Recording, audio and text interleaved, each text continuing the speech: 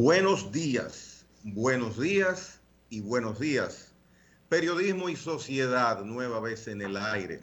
55 minutos para informarle a todos ustedes, para informarles a todos ustedes las más importantes situaciones que se producen aquí y también allá afuera. Andrés Matos, Licho, buenos días.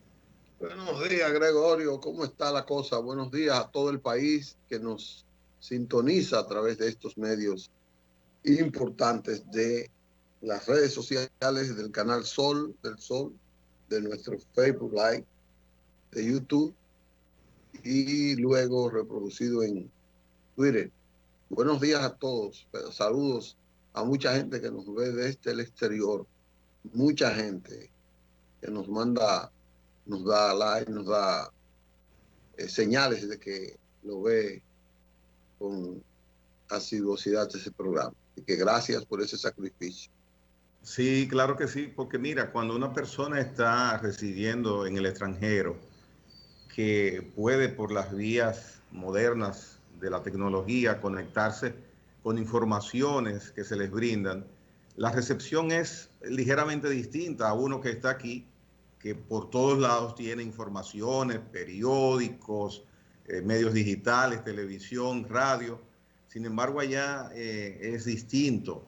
Allá tienes tú que buscar específicamente lo que quieres ver. No te llega de una manera natural, espontánea.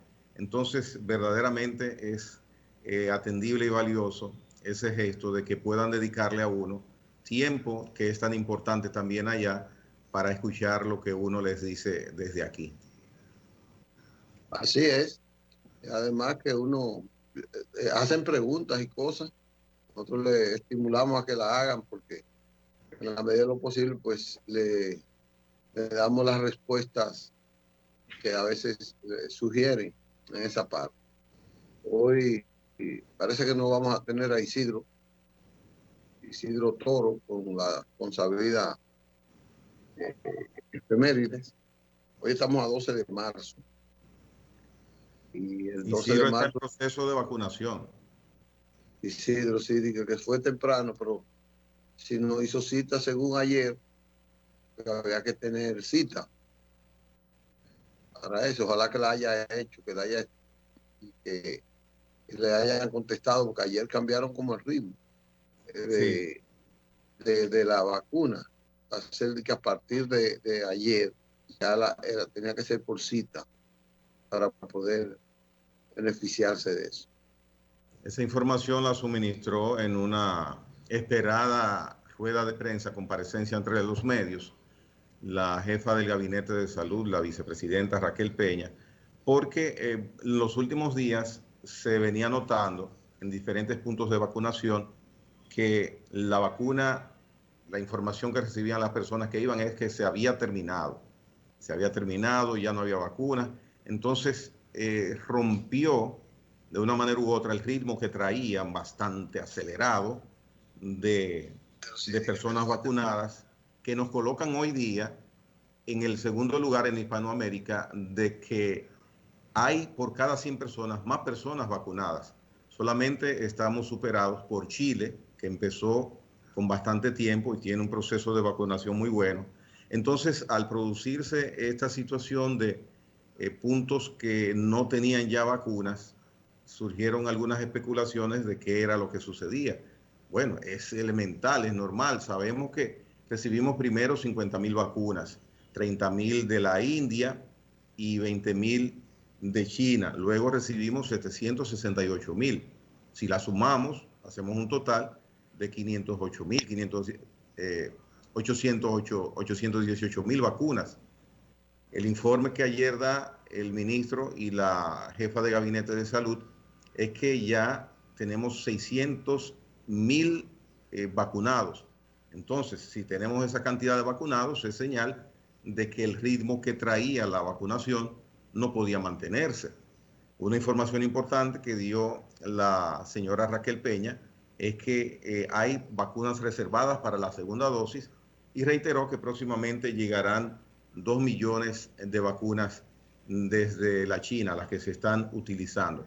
Entonces, por esa razón, a partir del día de hoy, el proceso de vacunación se hace mediante citas y hay una parte que está funcionando muy bien, es las personas imposibilitadas de ir a centros de vacunación, sobre todo personas de gran edad, están yendo a las casas a vacunarlas. Conozco 3 casos que ha sucedido esto y ha sido bastante diáfano y organizado. Así que lo que resta ahora es esperar que lleguen el lote de 2 millones de vacunas que está próximo a arribar al país y que continúe el proceso que inició con tan buen pie. Bueno, mira, mientras tanto, vamos a decir algunas efemérides que son importantes que a mí me gustaría cumplir malamente a Isidro con eso. Yo quiero resaltar que un día como hoy, en 1494, 1400,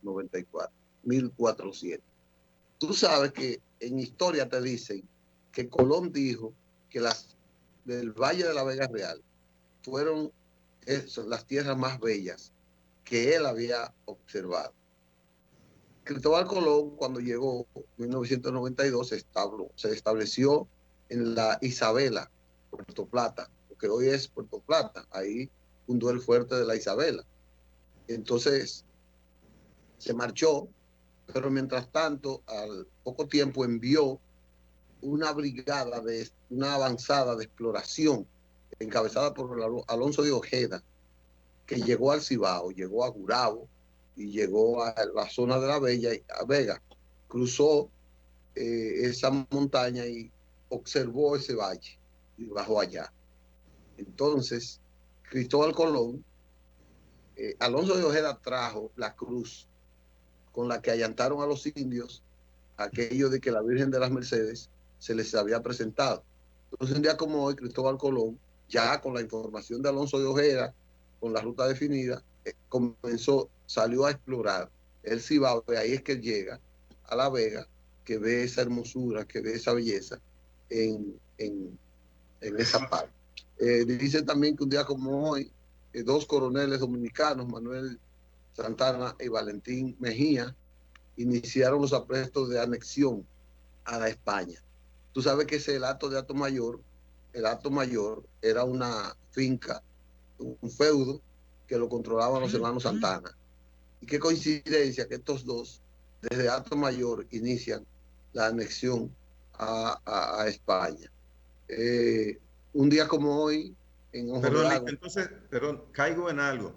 Entonces, lo del nombre de Atomayor, que lo pronunciamos de esa manera, Atomayor, como si fuese un nombre asignado a algo, es que había un hato que era el más grande entre los hatos de aquí, de tierra. Seguro. Y eso fue separado como propiedad del rey.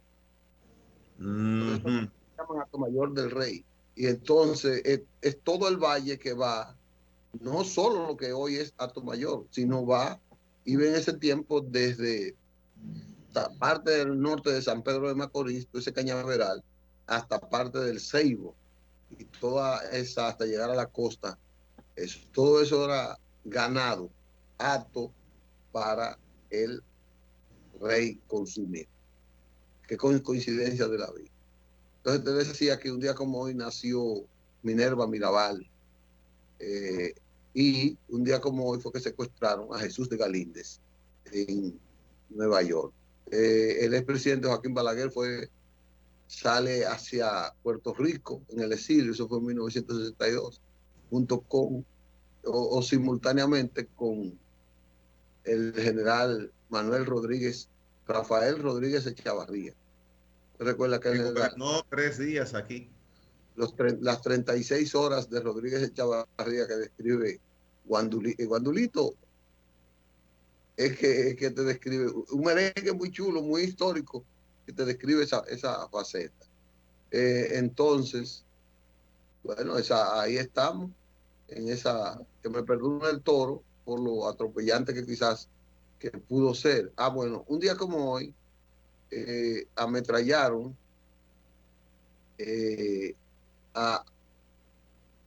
son incautadas durante allanamientos en el frente Amin Abel, eso fue en el 2010, es un allanamiento que La gente se lo cobró mucho a Leonel Fernández porque en un gobierno de Leonel Fernández como que no se percibía que allanaran la Universidad Autónoma de Santo Domingo. Pero así pasó. Falleció un día como hoy el Papa Inocencio I, que fue en el pontificado en que se saqueó la ciudad de Roma, que era el centro de la Iglesia Católica y el centro del poder de ese tiempo, porque él prohibió las luchas entre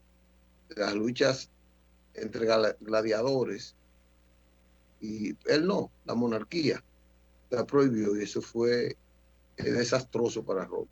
Prohibir el circo que se daba en el Coliseo en ese tiempo a petición de la iglesia, porque ahí se mataba a la gente como carne de cañón. Hay costumbres extrañas y cruentas, porque verdaderamente tú mirar a una persona luchar contra otro a muerte, o en otro caso luchar frente a un leopardo o a un león, eso es como de película. Eso es de película. Pero los romanos se regaron y querían su circo. Sí, querían su circo. Querían su circo. Bueno. No sé si tú quieres que vayamos a una pausa y vengamos con los temas un poco más. Con las efemérides de hoy, sí, del día de hoy, las que cumplen. Bien, no.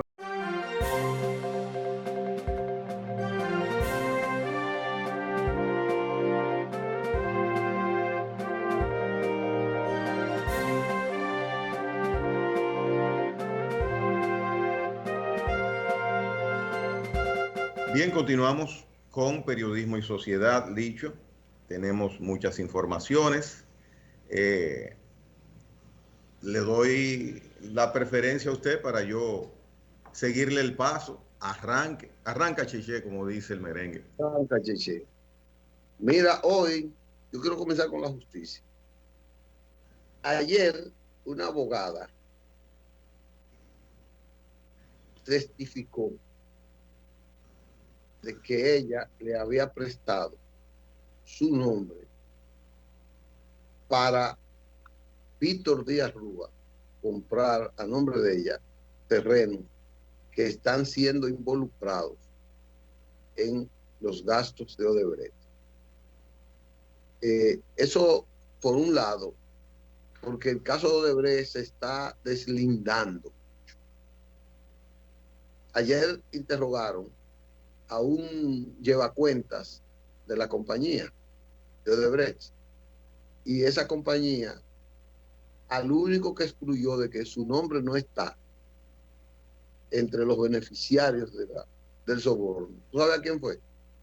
Ajá. A Andrés Bautista. Ya. Dice que nunca han podido encontrar a Andrés Bautista en lista de beneficiarios a Víctor del soborno de Odebrecht. Parece que Víctor Díaz Rúa y el Ángel Rondón dice que no hay forma que lo condenen, pero parece que ese caso tiene en Víctor Díaz Rúa el culpable favorito. Y desde adelanto algo, hay un grupo de abogados que está elaborando un expediente para sumárselo a Víctor Díaz Rúa, y que va a arrastrar y que arrastraría a Miguel Vargas Maldonado con lo del peaje sol.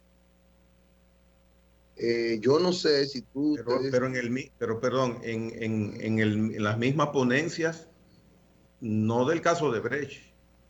No, el peaje sombra, el de la autopista del Nordeste, por el que el país, según el presidente, ha pagado 26,000 millones de pesos y todavía le faltan 18 años por pagar, un promedio de, bueno, creo que son 80 millones cada año.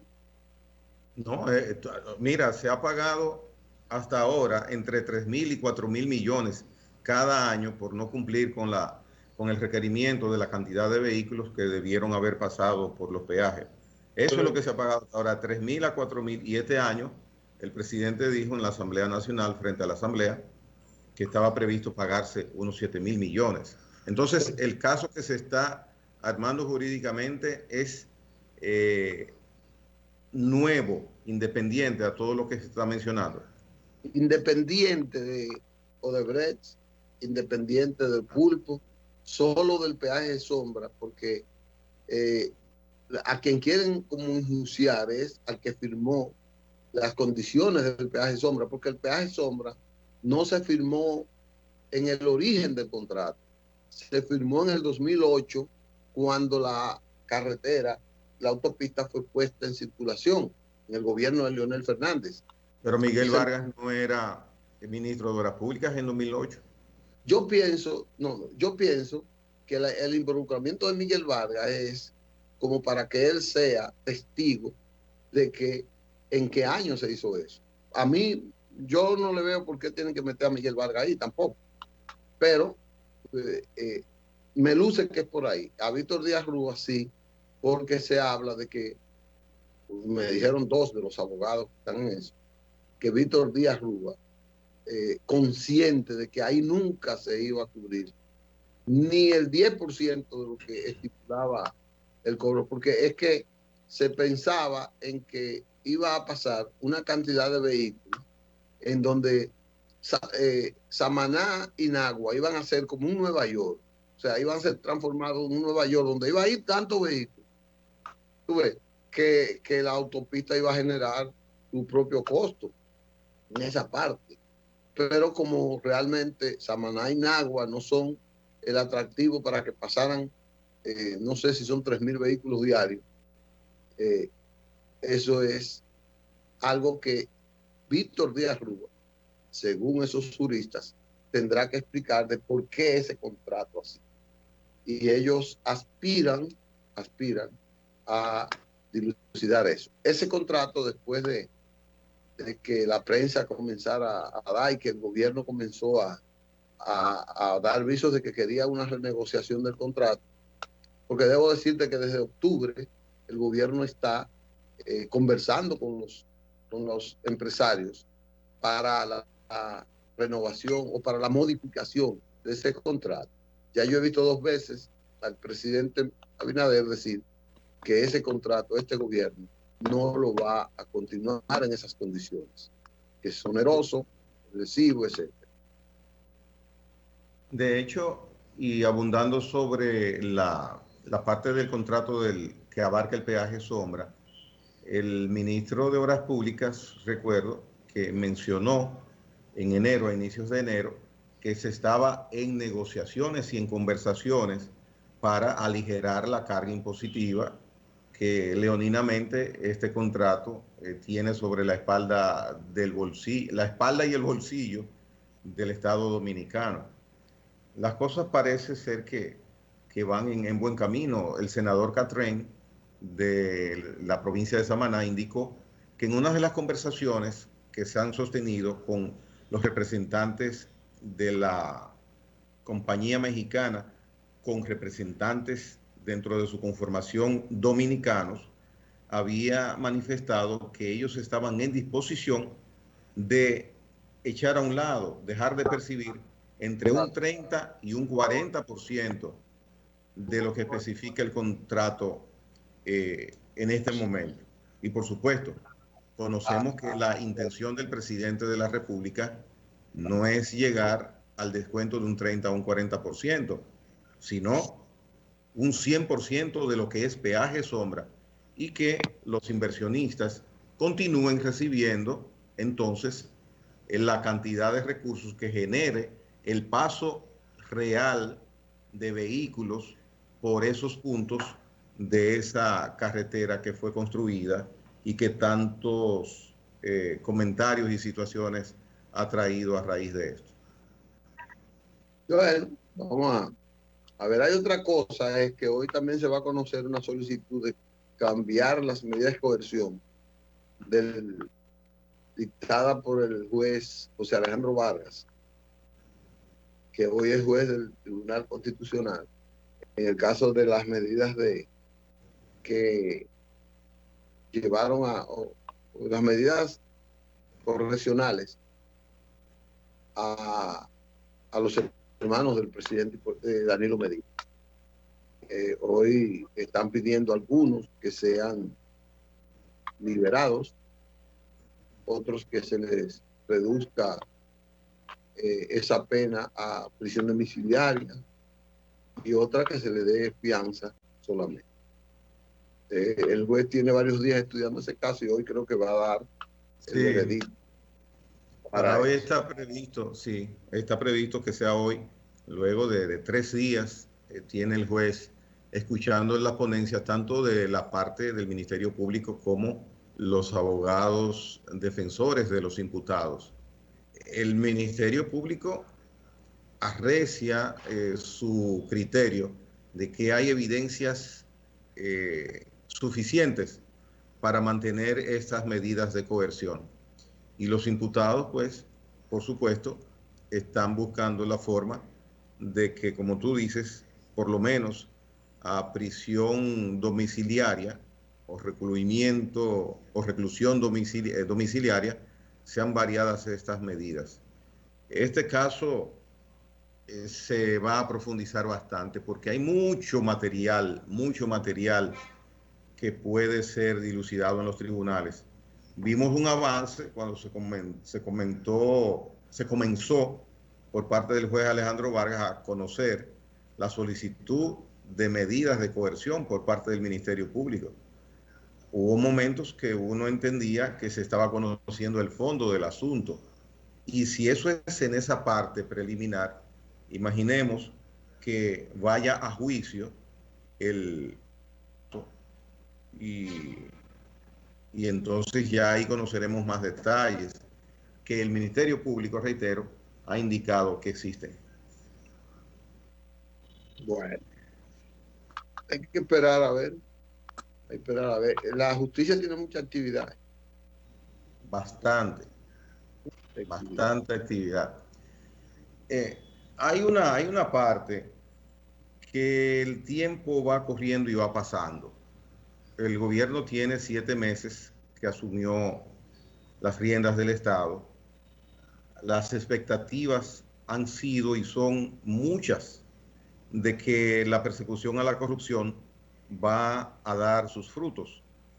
Sin embargo, salvo el caso que estamos comentando del Antipulpo, el denominado caso Antipulpo, no ha habido por parte de las autoridades del Ministerio Público emplazamiento a mostrar evidencias de otras situaciones que inclusive el mismo presidente de la República en distintas ocasiones ha manifestado existió en el pasado gobierno, que es un cúmulo muy alto de inacciones en el manejo de los fondos públicos que van a ser judicializadas, pero el tiempo va caminando.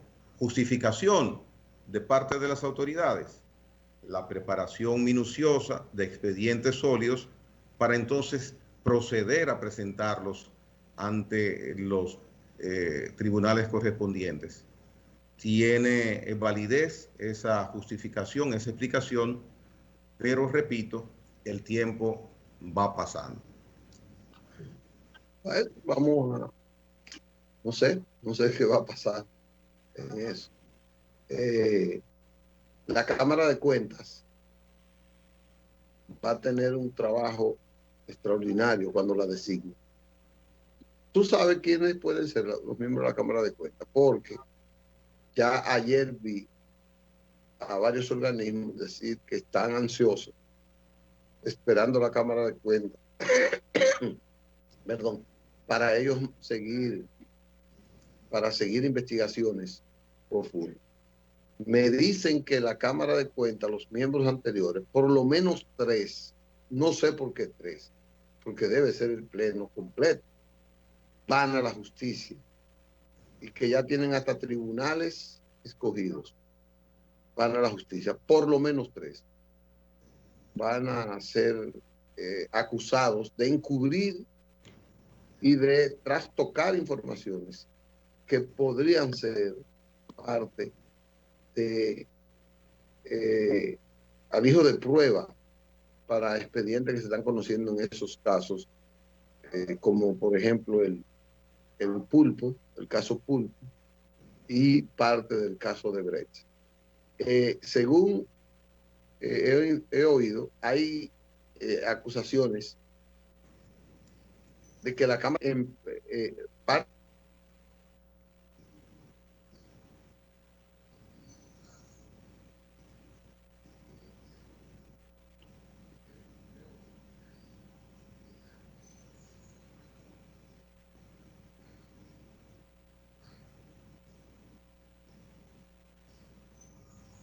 desarrollar alguna investigación que vaya a con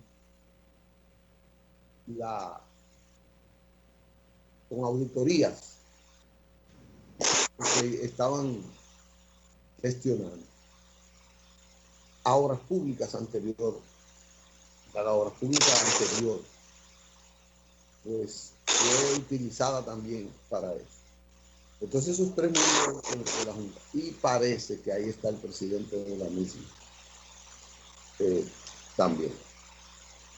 Sí, hay dos de los miembros actuales de la Cámara de Cuentas que en el proceso hemos visto que han tenido una especie de colaboración con el Ministerio Público. De hecho, ellos han manifestado públicamente su posición de situaciones que ocurrían en ese organismo colegiado y, y extraña, porque en un conglomerado normalmente las cosas se mantienen en bajo perfil, pero en estos momentos es cada quien que salve su pellejo. Y si yo no tengo hechas y no tengo culpas, entonces tampoco yo voy a inmolarme en una situación que está acaparando la atención de una comunidad, tanto de medios de comunicación como la misma sociedad, que llevó a que por primera vez en la historia dominicana una institución autónoma del Estado sea tomada en allanamiento por más de 150 efectivos policiales y 23 fiscales del Ministerio Público. Entonces, es evidente que esas dos personas de la Cámara de Cuentas, de las 5 que existen dirigiendo el organismo, pues estén tratando de esclarecer su participación y de demostrar que ellos no tuvieron conciliábulo, si existió, con los otros 3 miembros restantes. Eso va a ser difícil, a menos que haya un acuerdo de una especie de delación con el mayor respeto a esos 2 miembros. Pero si usted está en un organismo durante varios años donde se está delinquiendo legalmente y usted guarda silencio, usted es de una u otra forma cómplice por omisión, y eximirle de responsabilidades sería muy difícil. Entonces esas dos personas, de hecho, hay una señora, la señora que forma parte de ese conglomerado, tiene una muy buena fama ganada. Ella está haciendo parte de ese enriquecimiento informativo a los investigadores. Correcto. Para mí ella es parte de los que la están utilizando a ella para eso. Sí, sin embargo, es una situación que pienso igual es delicada, y que esos 2 miembros que tienen esa posición aparentemente en este momento disidente de los otros 3 miembros, es una situación que ellos deben manejar con el mayor de los cuidados, por el asunto de que somos un grupo y nunca antes tú habías indicado nada, a menos que haya informes internos con evidencias de que ellos hayan denunciado eso en la Cámara de Cuentas. Yo creo que ellos pudieran estar, mucha gente pensaría que ellos están colaborando para que los dejen, pero que yo creo que no deben ser dejados ninguno ahí. Ninguno. No importa que ellos colaboren como colaboren. Yo pienso que no deberían ser ratificados ninguno. Evidentemente. Y pienso que no habría posibilidad por el sentido lógico de la situación. Quizás a ellos piensen que les puede convenir, pero pienso que ni a ellos mismos les, les convendría una situación en ese aspecto. No, no les conviene. Ni les Mira, conviene a las institucionalidades. claro, claro. Ahora mismo el descrédito en que está inmersa esa institución, es penoso. Es penoso porque habla de lo que somos nosotros. El policía fiscal del manejo auditable de los fondos del Estado, evidentemente tiene una situación que ahora tiene que dilucidarla en tribunales. Eso, Sí. eso es penoso. O sea, a quien tú tienes para que cuide, que las cosas vayan bien, que alerte, aparentemente se desvirtuó en el camino. Y habría que ver desde cuándo, Licho, viene esa situación sucediendo, del maquillaje de auditorías, como ha dicho el Ministerio Público. Él lo mencionó, se están maquillando auditorías, pero es solamente ahora con esta Cámara de Cuentas. No, porque aquí la corrupción ha ido increciendo y nadie la había perseguido hasta como se ve ahora. O sea, los asomos de persecución, yo solamente los había visto en el año 2000, cuando Hipólito, que apresó a más de 10 del Comité Central y Comité Político del PLD, del primer gobierno de Leonel Fernández, como el PM y otros manejos. O sea, yo desde ese tiempo no había visto esa persecución por hechos que la gente atribuyó que eran reales. En ese tiempo de Félix Bautista, Simón Lizardo, Luis Inchausti, una retaída de personas. O sea, con ese paquete. Inclusive yo digo, es un criterio personal, que tú no tienes por qué compartirlo. Yo digo que ese evento, más un plan del PLD de perpetuarse en el poder por más de 40 años, fue el que hizo que se empoderara el partido de los medios de fiscalización y de persecución a los actos de corrupción. Es decir, la impunidad estaba garantizada con el acorazamiento de esos órganos en manos de connotados dirigentes de ese partido, que para mí fue un plan. O sea, yo no tengo ninguna duda de que eso fue un plan de perpetuidad en el poder a través de la corrupción con los recursos del Estado. Por eso ninguno de los líderes del PLD está exento del crimen que representa el crecimiento de la gran corrupción en los últimos 25 años. Ahora, la Cámara de Cuentas nunca ha sido un ente que le ha dado resultado al país en una investigación judicial para castigar la corrupción. Nunca. El otro caso notable que pasó el país fue distorsionado por lo que la gente vio, una persecución política de Balaguer contra Salvador Jorge Blanco, que más de la mitad de la gente ha dicho que fue una persecución personal, que no fue la corrección de la corrupción que se perseguía, sino la retaliación, el rencor hacia actos que personalmente contra Balaguer había hecho el presidente Salvador Jorge Blanco. O sea, no era una intención de perseguir la corrupción, pero se metió preso un presidente y es un hecho notable, no importa por la forma en que lo haya hecho. Entonces, más de ahí no ha habido hasta ahora, hasta este caso que encabeza el gobierno que preside Luis Abinader, que ha independizado la justicia, o sea, ha desligado la investigación judicial del partidarismo, que hay que estar claro. Cada quien tiene una simpatía, pero es evidente que el partido de gobierno no tiene ninguna injerencia en los que representan el Poder Judicial en el Ministerio Público hoy. Eso es lo que yo percibo así.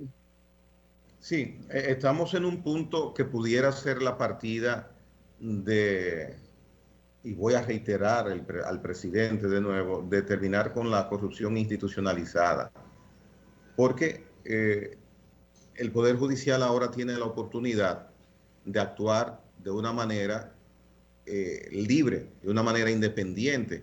Es lo que se nota, es lo que se ve. Decía hace unos momentos que, sin embargo, el tiempo va pasando y habría que ver la justicia cuando se busca, si no se busca de una manera tardía, aunque hay crímenes y delitos que perimen al cabo de los años, 10, 15, 20 años. Sin embargo, tenemos que tomar en cuenta el ingrediente político, la coyuntura política. No necesariamente es lo mismo la impronta que respecto a perseguir corrupción tiene el actual gobierno, básicamente eh, en la cabeza y en el objetivo del presidente actual, que un gobierno que surja, aún sea del mismo partido del presidente actual, con otro presidente, porque lo ha hecho de una manera personalizada, en el mejor sentido de la palabra. Claro, apegado a lo que está prescrito en nuestra Constitución y en las leyes, que debería ser la norma. Por eso yo decía ayer que no es que el presidente está haciendo algo nuevo, está haciendo algo correcto, ¿entiendes? O No, sea, de es, nuevo, sí. Entonces, habría que ver porque, y vuelvo a caer en el asunto del tiempo, la ciudadanía hasta podría estar olvidándose de que hay cosas que el gobierno ha anunciado que están pendientes, sin embargo, no van llegando, no van llegando. Eh, para finalizar este aspecto que estamos tratando de mi parte, la justicia tiene una gran responsabilidad. Ministerio Público y Justicia durante años, años y años no han presentado resultados que satisfagan moralmente a la necesidad de que mi país esté manejado pulcramente. Tú mencionas los casos que se presentaron en el gobierno de don Hipólito en su gestión, sin embargo, se diluyó en el tiempo eso. Ministerio Público y Justicia no llegaron a una conclusión perenne, concreta, sólida. Y a partir de ahí mencionabas casos específicos que pasaron por tribunales, pero fue una especie de mostrarse, una especie de amago. También eso quedó en el vacío. Si fue que se aplicó la justicia con equidad, bueno, qué bueno. Pero sin embargo extraña que tanta presunción y tantas hasta evidencias de situaciones de mal manejos, de malos manejos de los fondos públicos, ninguno haya sido judicializado y tenido una sentencia concreta porque se determinara que sí, que hubo dolo. En las cárceles del país y con sanciones pecuniarias, salvo los banqueros, no hay uno solo por esta situación. Hay por situaciones morales, que incesto, que por asuntos privados de condenas en parte civil, en el aspecto civil, pero por irrespeto a los fondos del erario público no ha habido ni hay una sola persona cruzando condena o que haya recibido una amonestación, una penalización económica. Entonces la justicia tiene también un reto por delante. Y veremos la presteza o la decisión última que pueda tener el Ministerio Público actual. vamos a una pausa, creo, y terminamos con otros temas. Señor.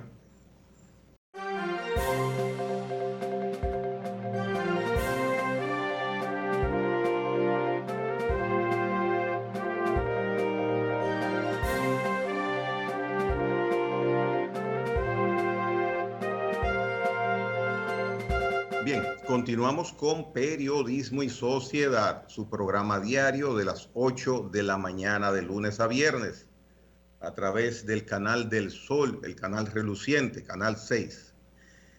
Licho, quiero tocar un tema a manera de breve reflexión, es Partido de la Liberación Dominicana y sus nuevas autoridades, enfocado específicamente en la cabeza política de esa organización. Danilo Medina acaba de asumir la presidencia del PLD. La acaba de asumir después de la realización de los protocolos de su 9º Congreso, doctor José Joaquín Vido Medina, que ellos organizaron de una manera correcta, concreta, diáfana, con algunos sonidos por momentos, pero se salvaron esas situaciones y el domingo último vimos cómo terminó de una manera bastante organizada y ordenada la escogencia de la nueva cabeza, cuerpo directivo. Se escogió al presidente de la organización, Danilo Medina, al secretario general, Charlie Mariotti, y se decidió por escoger un comité político ampliado a 45 miembros. Tenían hasta ese momento 32, 33 miembros. La escogencia de la Secretaría General le convino a ese partido por una razón muy evidente y que venía de manera socorrida manejándose en los corrillos de los opinantes, de los opinadores, de los medios de comunicación, y es que haber seleccionado a Rubén Bichara marcaba demasiado con el sello Danilo Medina a la organización. El presidente Danilo Medina se le tiene como que es quien le da imagen y figura a esa organización política. Y esto en estos momentos no le convenía al Partido Morado. Entonces la parte de la Secretaría General le bajó presión a esa situación. Está conformado entonces ahora un cuerpo político que se puede decir está equilibrado. Hay 14 miembros nuevos, de ellos la mayoría son jóvenes. Hay una mujer adicionalmente a las que ya habían. Tienen ahora una matrícula con un porcentaje significativamente menor a que cuando ellos eran 33. Entonces, el gobierno les ha dado, y esto lo ligo el gobierno no, la parte política del PRM que está encabezada, que lleva el gobierno en las riendas del gobierno, le dio tiempo a que el PLD se recompusiera de una manera sin mayores inconvenientes. Ahora el PLD está en una posición que puede enfrentar de una manera mucho más sólida, holgada e institucional cualquier embate de acusación de corrupción administrativa frente a algunos miembros de ese partido que fueron funcionarios en la anterior gestión. Siendo así, la defensa que va a hacer el PLD cuando esto ocurra, si ocurre, que se entiende que va a ocurrir la judicialización y presentación ante la justicia de actos de corrupción en la pasada administración, pues será un poco distinto a que si esta acción de las autoridades del Ministerio Público lo hubieran hecho con meses o con tiempo anterior a la recomposición estructural del Partido de la Liberación Dominicana. Eso por una parte. Entonces, por la segunda parte, quiero referirme al papel de Danilo Medina. Danilo Medina tiene un reto muy importante político y es recomponer su partido, buscar confianza en una gran cantidad de personas en la sociedad que se desligaron en todos los sentidos de esa organización y prefirieron votar por un partido que les estaba ofreciendo cambio. Inclusive su misma matrícula debe ser recogida a la mayor brevedad posible, al tiempo que ellos puedan, al menor tiempo que ellos puedan hacerlo, porque vemos que diariamente de esa organización se están marchando 10, 15, 20, 30 personas a la fuerza del pueblo. En esta semana, como ejemplo, 2 diputados se han renunciado al PLD. Hace unos 10 días, la esposa de Elías Cerrulle, que también se marchó del PLD, renunció a la organización. O sea que en 10, 15 días ya son 3 diputados menos con los cuales cuenta el Partido de la Liberación Dominicana. Entonces, ayer renunció Félix Michel Rodríguez, diputado por la provincia de Santiago. Ese diputado fue durante mucho tiempo el Roberto Fulcar de Abel Martínez, el armador político del desempeño buscando, o sea, del desempeño político, de la carrera política de Abel Martínez en Santiago, una persona de su extrema confianza política. Y parece con muchas habilidades, porque Abel ha tenido un éxito político. Sí. Yo lo estuve mirando ayer en el hemiciclo cuando presentó su dimisión y él decía que para estar en el PLD había que ser ciego, sordo y mudo, que ahí se había escrito un manual de cómo hacer las cosas incorrectas. Unas palabras muy, muy fuertes, y especificaba él también que quienes le conocen saben que él no se va por ningún interés específico, que él se va por convicción. Pero bueno, entonces Danilo Medina tiene un reto fuerte, que es contener el pueblo. ¿Perdón? Esa fue la fuerza del pueblo.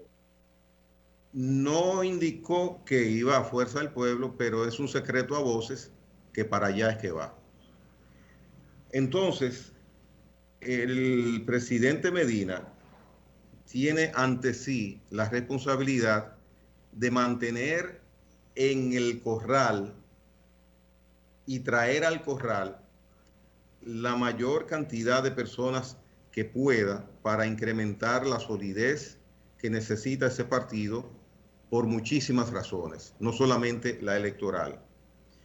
Tiene la responsabilidad de tratar de disminuir la hemorragia de dirigentes medios y de las bases del PLD hacia la fuerza del pueblo. Pero lo más importante, debe tratar y tiene que lograrlo, mantener la hegemonía de que lo que se indica que él es voz, ley y orden en su partido, lo tiene. En la disidencia, que ha sido una norma en los últimos años en el Partido de la Liberación Dominicana, cosa que antes no sucedía, debe también contenerla. Porque si se escuchan voces disidentes y se democratiza, que deberíamos democratizarse, las posiciones en el PLD, esto no le caería nada bien a la dirección que él se supone tiene en su puño, en sus manos. Así que tiene un gran reto Danilo Medina, porque con esta modificación, con estos cerebros nuevos que hay en la organización, es posible que no siempre escuche la palabra sí, señor. Bueno, ese es tu criterio, que lo veo atinado en gran parte. Digo que coincido en gran parte, pero yo creo que la decisión, ya no tenemos tiempo para continuar, pero yo creo que la decisión correcta de Danilo, entendiendo que ya él aparentemente se da por vencido de que no podrá ser candidato nunca jamás, y él va a tener un reto de fortalecer a ese partido para que pueda resistir la embestida que le pudiera venir, y poder detener que las dos cosas son difíciles.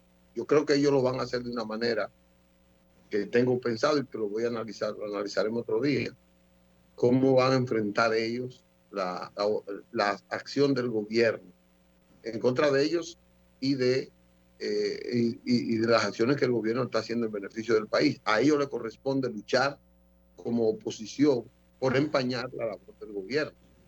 como oposición, ellos deberían estar ahí. Ahora, yo no sé si ellos tendrán espacio, tendrán tiempo y tendrán estrategia correcta para enfrentar eso, para desarrollar esa cosa. Danilo yo creo que era lo único que tenían para solidificar, unificar las fuerzas del PLD. Yo no creo que la escogencia de Charlie Mariotti fuera inteligente. Porque Charlie no le suma a este partido absolutamente nada. Entonces, pero Danilo sí, Danilo cohesiona porque él es el líder del partido. No va a detener a todo el mundo, porque hay mucha gente que estuvo ahí solo por las elecciones, solo por conseguir una curul, y va a irse a otro partido que tampoco le da beneficio a la oposición, porque lo que hace es que sangra a la oposición, que lo disminuye. Porque yo no le veo a seguro, porque la va a dividir, es dividiendo la oposición que ellos están. Y eso quiere decir reduciendo el grosor de la oposición, aunque la oposición no es un problema de cantidad, sino un problema de calidad de propuesta, de métodos de lucha. Es que la oposición se exprese así. Pero tú tienes dos expresidentes de un partido que están en la oposición, que son cómplices de gran parte de lo que está pasando en el país, que cuestiona la sociedad. Entonces tú no vas a ver una oposición que va a caminar por donde debería estar en esa oposición, y eso es una ventaja para el Partido Revolucionario Moderno, que debería saberlo aprovechar con un trabajo en doble dirección que será analizado en otra parte. Pero ya nos dice que debemos irnos y vamos a tomar una pausa y volveremos el lunes, porque hoy es viernes, ¿no, verdad? Hoy es viernes. Pues nos vemos el lunes. Hoy es viernes y las gasolineras lo saben. Gracias por todo